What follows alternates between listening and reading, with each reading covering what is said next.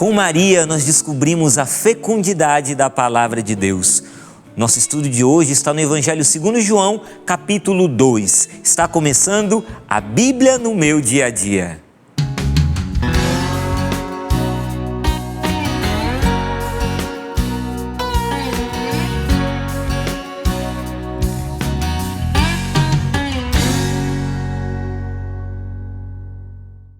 Que alegria poder chegar aí em sua casa para juntos partilharmos a palavra de Deus. Nosso estudo de hoje está no Evangelho segundo João, no capítulo 2, uma passagem já bem conhecida de todos nós.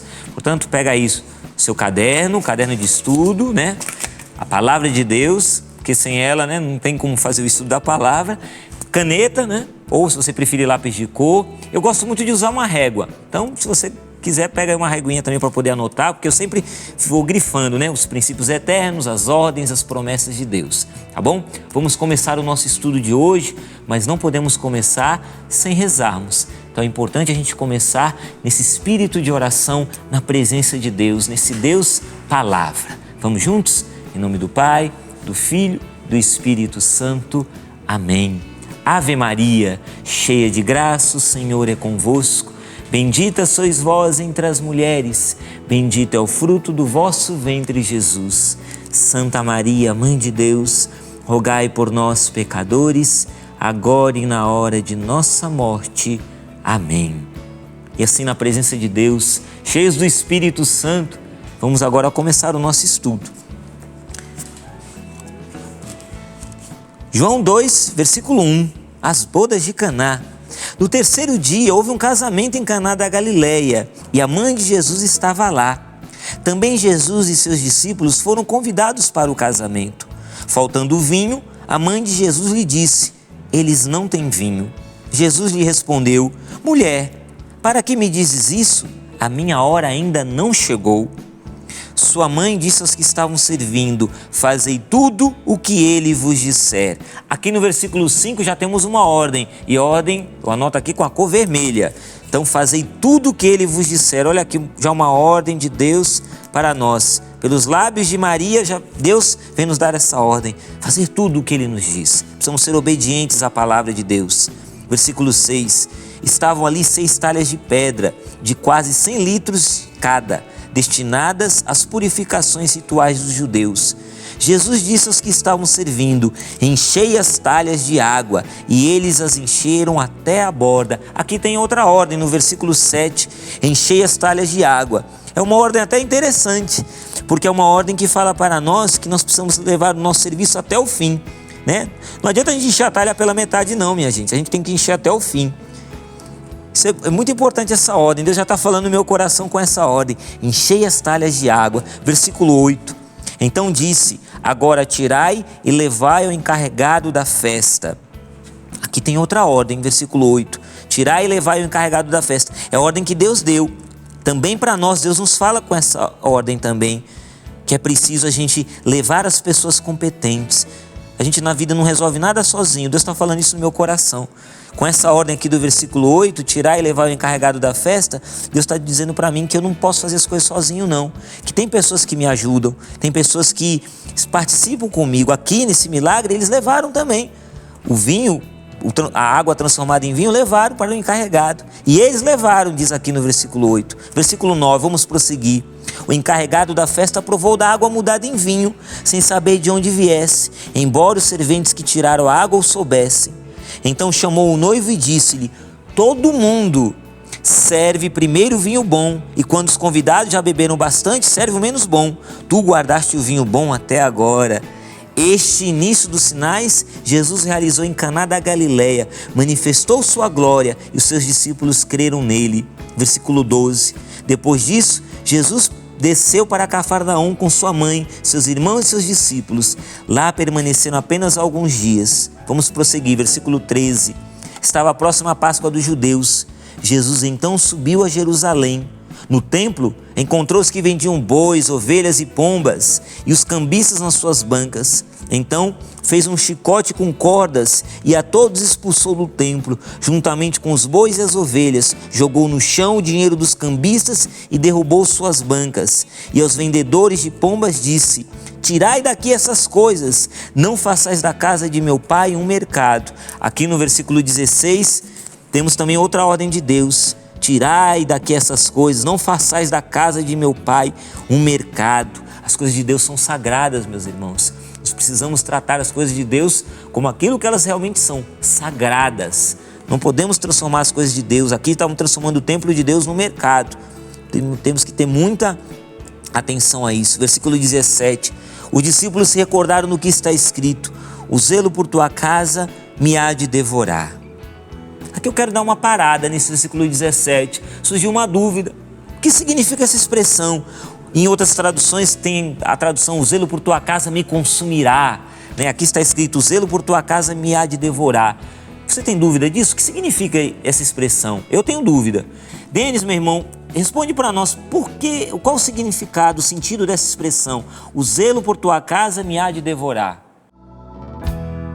Olá, Alexandre, vamos continuar aqui o nosso estudo do Evangelho de João, agora tentando entender uma passagem importante para nós, em que os discípulos dizem uma frase que está lá no Salmo 69, o zelo pela tua casa me consome.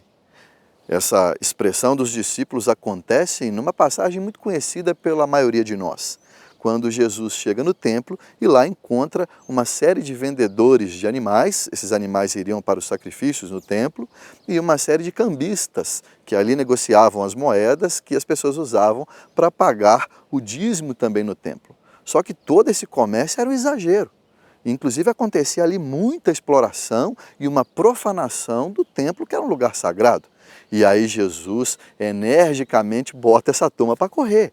Pega lá o seu chicote, joga as mesas para o alto e bota todo mundo para fora, para acabar com aquilo que era um absurdo numa casa, que é a casa de oração. Nessa hora são os discípulos que lembram desse versículo que está lá no Salmo 69. O zelo pela tua casa me consome. Bom, e nessa passagem então, a partir deste versículo, nós podemos pensar em duas questões. A primeira é que Jesus reconhece o templo como morada de Deus e como casa de oração. Assim também nós devemos fazer. Reconhecer as nossas igrejas, capelas, santuários, basílicas como verdadeira morada de Deus e casa de oração. E mais ainda importante por conta desse versículo, são os discípulos que lembram desse salmo, desse versículo no Salmo 69. São eles que numa situação do dia a dia cotidiana ali tensa, se lembram da palavra de Deus. Nós também precisamos fazer isso. Guardar a palavra de Deus no nosso coração e usufruir dessa palavra no nosso cotidiano, em todas as situações da nossa vida. Maravilhosa explicação. Agora que a gente já aprendeu um pouquinho mais sobre a palavra de Deus, a gente vai prosseguir. Versículo 18. Então os judeus perguntaram a Jesus: que sinal nos mostras para agires assim? Jesus respondeu, versículo 19, destruí vós este templo e em 3 dias eu o reerguerei. Aqui temos uma promessa de Deus no versículo 19, aqui a gente anota com a cor verde, eu anoto aqui com a cor verde. Destruí vós este templo e em 3 dias eu reerguerei. Promessa de Deus. Aqui temos já, promessa, a ressurreição de Jesus, olha que maravilha, Jesus que depois de 3 dias, lá morto, depois da crucifixão, ressuscitou. Olha que beleza. Versículo 20. Os judeus então disseram: a construção deste templo levou 46 anos, e tu serias capaz de erguer em 3 dias?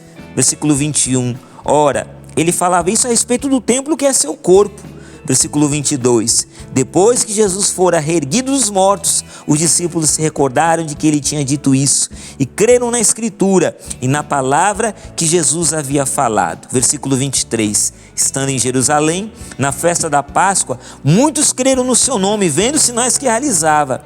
Jesus, no entanto, não lhes dava crédito, porque conhecia a todos e não precisava de ser informado a respeito do ser humano. Ele bem sabia o que havia dentro do homem.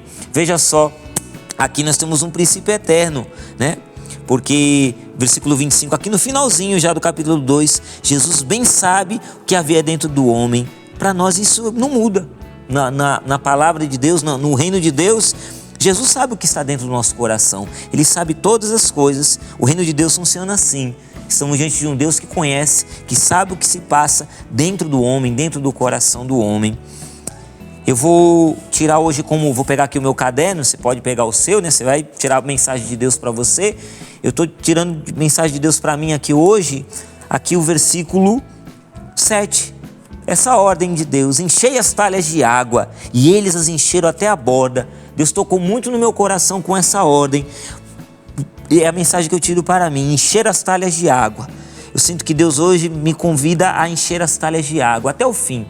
Como a gente fala assim, meia boca, né? Nada pode ser meia boca, nada pode ser feito com relaxo.